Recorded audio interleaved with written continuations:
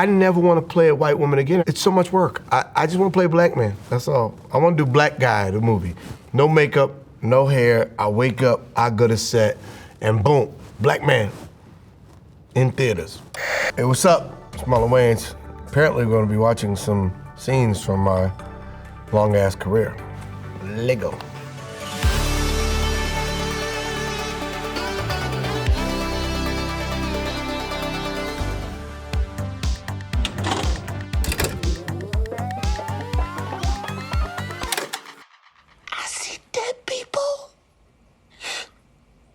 Man, this shit is awesome. Yo, son, you gotta roll some more of that shit outside. Shorty wasn't written because I was filming Dungeons and Dragons and Requiem, so they left my character kind of out while they was putting together the movie, and so Keenan was like, every time I come to set, okay, so what's Shorty gonna do today?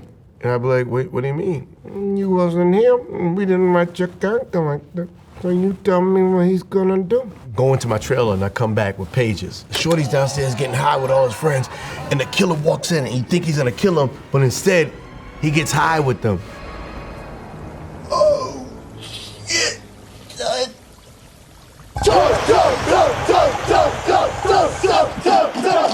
And then from there, it was like, I started thinking what else would be fun with the killer, and it'd be like, yo, if we freestyle, we know everybody always talking freestyles and they're always violent, but what if you freestyled it with somebody that's like really violent, like a fucking slasher? If the phone rings, don't answer the call. It's gonna slit your throat, fuck you like a goat, peel your foreskin off, and make a winter coat. Peace. Yo. That was the illest rhyme I ever seen, son. And Shorty was based on a real person. That was a dude I knew who was my barber, and he smoked a lot of weed, and I was just like, son, I'm gonna do you in a movie. Me and my family have a long history of knowing some really funny people that we grew up with, or really funny people that we was around, and we was like, that's a character.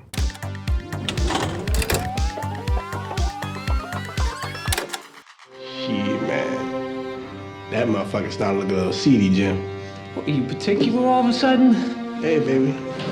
I don't care if the motherfucker growing hair, just as long as we get our bread.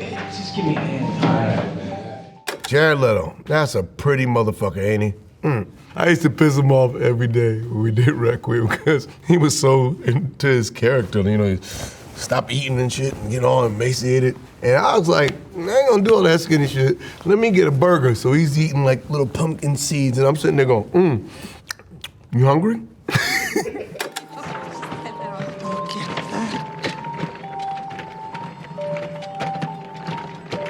Hello.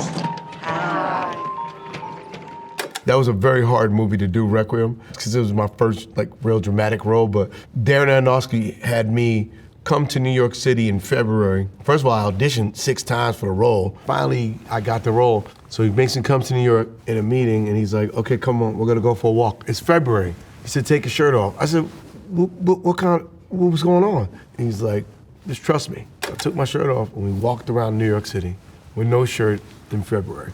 And I was freezing. And we got back to the rehearsal room, and he was like, how do you feel? I said, cold. He said, I just want you to know what it felt like to be cold in New York. Remember this moment because it's gonna be June when we film this scene that takes place in winter.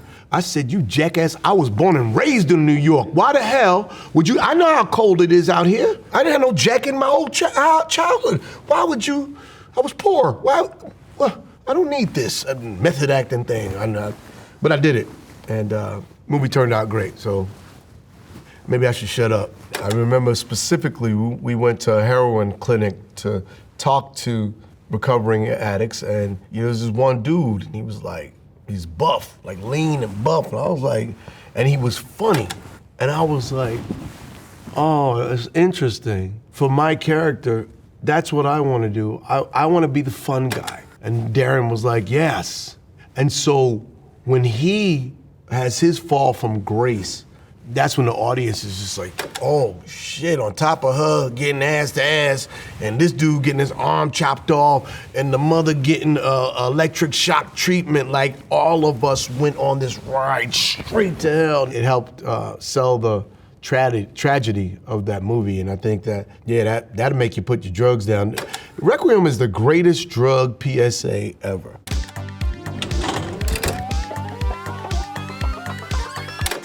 You know, I like a woman with a little extra something. A little cushion, White Chicks was a very hard movie, because we spent 6 hours of makeup. It was supposed to be summertime in the Hamptons. We filmed wintertime in Vancouver, and then with 2 black men playing 2 white women. And I got brown eyes, and so they put blue eye contacts in, and man, the heels, my feet hurt so bad. I never want to play a white woman again. Everybody's like, it's so much work. I just want to play a black man, that's all. I want to do black guy, the movie. But crazy enough, I actually make a pretty cute white woman. So much so that Terry Crews developed a crush on me as the white chick. And I was like, Negro, if you don't get your ass away from me. He's like, you just look so cute. Oopsie, I had a poopsie. Girl, we gonna get along just fine. Is there an art to toilet humor? Is there an art to the fart? I mean, most people enjoy scatological humor, you know what I mean? I just feel like when you're a writer or you're a critic, it's hard to embrace like crazy humor like we had. We did it for the audience. We did it for the laymen. We did it for the real people that just wanted to laugh, that wasn't thinking too much. We did it for the writers that can't write about it, but they can still enjoy the movie. They just can't say they enjoyed the movie. We got like 1.5 stars on this movie, and 20-something years later, it's a classic.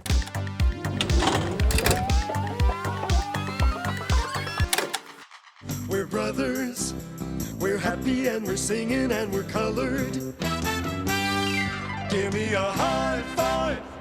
Our family, we're a bunch of trolls. We were all a bunch of trolls. And there's always the same TV, 2 brothers, some white guys writing their show, and they're dressed like, you know, like what they think the hip, cool clothes are, and, you know, acting jive and hip, and it's unauthentic. And we wanted to shake things up, so we started with that. We're their brothers, they're happy, and they're singing, and they're colored. The reason why we did that is that was us shaking up pop culture. That was us going, we're gonna break some rules. We're gonna do some different shit. You're gonna see 2 black guys on TV with their own show like you've never seen it before. And that's what we did. My mama died. What? Mama died?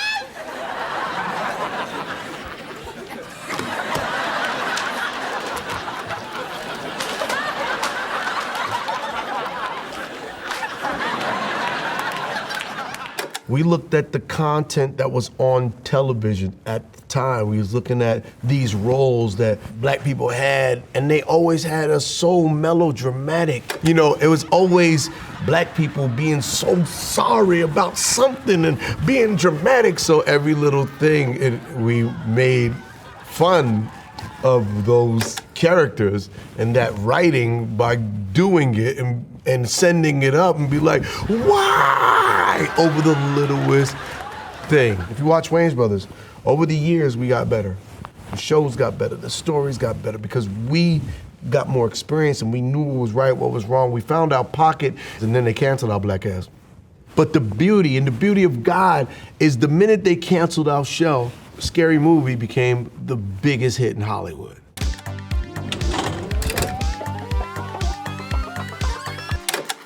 He did say if somebody was to buy him a red Mercedes 380 SL, he would sign a shoe contract for life with anybody, except Nike. It was great to go play the legendary George Raveling. You know, something Michael Jordan wanted in the movie, and it was important, and Ben was like, it's an important role, it's not gonna get cut no matter what, because Michael Jordan wants this in the movie. And I was like, because normally somebody goes, you wanna do one scene, it's like, I don't know, you could easily cut that one scene, but I was like, oh, MJ said it's in? Oh, I'm there. I'm looking for my favorite line, it's not in there. Then I noticed the whole second half of the speech is completely different. What was the line you were looking for? I have a dream. Come on, get the fuck out of here. The I have a dream. You have that? Yeah. I got a call from Ben Affleck. I thought it was spam, so I almost hung up on his ass. And I heard J-Lo in the background. I was like, oh, maybe this really is him. It's a drama, but I want him to have like this personality, and you're such a good actor, and you're good looking, and people know you. And I was talking to J-Lo, and she was like, what about Marlon? And I was like, perfect. And he gave me a 45-minute phone call, and the ad said, would you be in my movie? I was like, Ben, you had me at hello. I seen Argo. Yes, I'd be in your movie. I'd be an extra in you. If you told me you was filming a porn, I'd be like, bet. What time I'm showing up?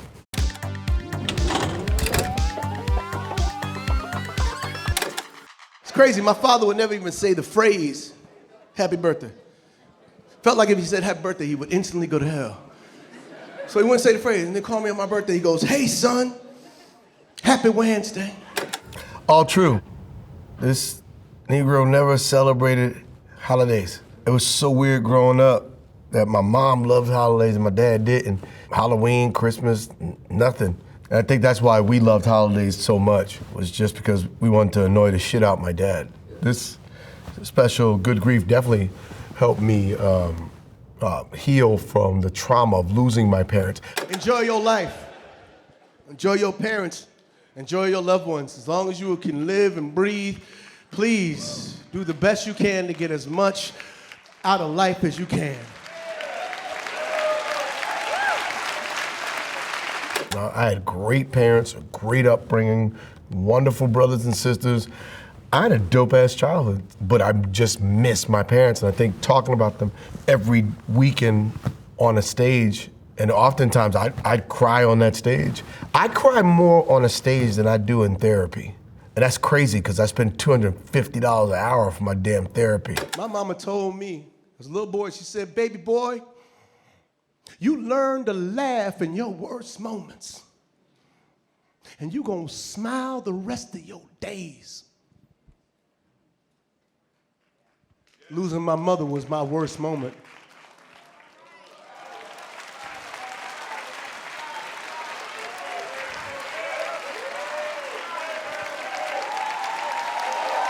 I think I cried that night because it was like saying goodbye to my parents. It was a send-off. Yeah, that experience was exactly that, cathartic. It was like, brought it all home for me. And now I know I got God, and I got my mom here, and my dad here, and I got wings. So now, like I said, I'm ready for the next level of life, for the next 50 years. And by the time I'm 100, I'm gonna finally look 50.